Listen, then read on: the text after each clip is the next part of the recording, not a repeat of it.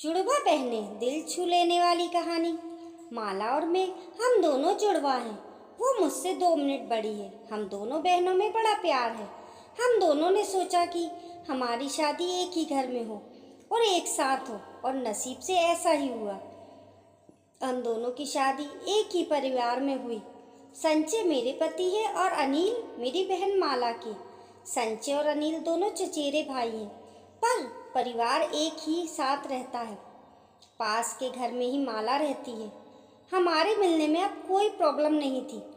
अनिल और संजय हमारे पतियों में भी अच्छी बॉन्डिंग है। घर सिर्फ दीवारों से अलग है। ऐसे हम कहीं भी खाना खाते थे और आते जाते रहते थे। हम दोनों बहनों को भी ये अच्छा लगा कि चलो, कोई बंदिश नहीं है। शादी साथ साथ होने के साथ अब हम दोनों एक साथ ही प्रेग्नेंट भी हो गई थी। लेकिन सच बताऊं तो ये हमने नहीं सोचा था, बस हो गया। हम दोनों को डिलीवरी डेट भी एक ही दी गई थी। डॉक्टर ने, ससुराल और मेरे घर में सभी बहुत खुश थे। हम दोनों बहनें एक साथ ही अपने घर गईं, और एक और संयोग ऐसा हुआ कि हम एक साथ ही अस्पताल भी गए डिलीवरी के लिए। मेरी डिलीवरी में कुछ प्रॉब्लम होने की वजह से ऑपरेशन ज़रूरी हो गया था।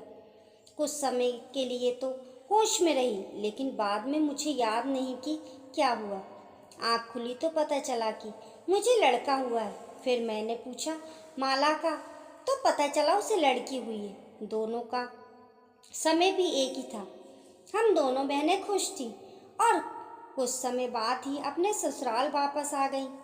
अब हम माँ बन गए थे तो ज़्यादातर एक दूसरे के साथ अपने बच्चों को संभालते थे। बच्चे जल्दी ही बड़े हो जाते हैं। छोटे बच्चे किस पर गए हैं ये पहले समझ नहीं आता है, थोड़े बड़े होने पर ही पता चलता है।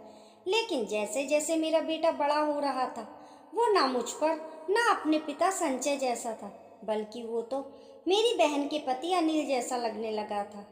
पहले मुझे लगा कि ये मुझे ही लग रहा है, लेकिन ऐसा बाहर वाले भी कहने लगे थे। वो मेरे साथ जाता, तब जो मिलता यही कहता ये अनिल का है। फिर मैं मना करती, नहीं, ये मेरा और संजय का है।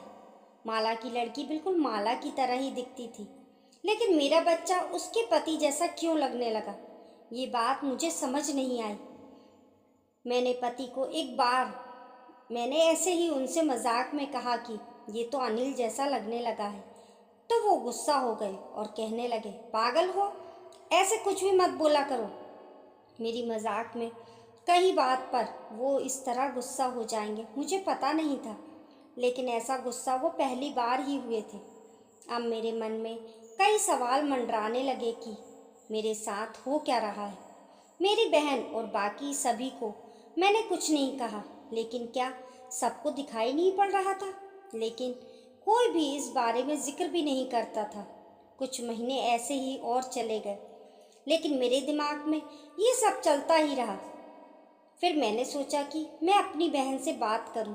मैंने उससे डायरेक्ट नहीं पूछा, क्योंकि हो सकता है वो गलत तरीके से ले ले, और मैं नहीं चाहती थी कि मेरी वजह से उसके और अनिल में कुछ तनाव पैदा हो।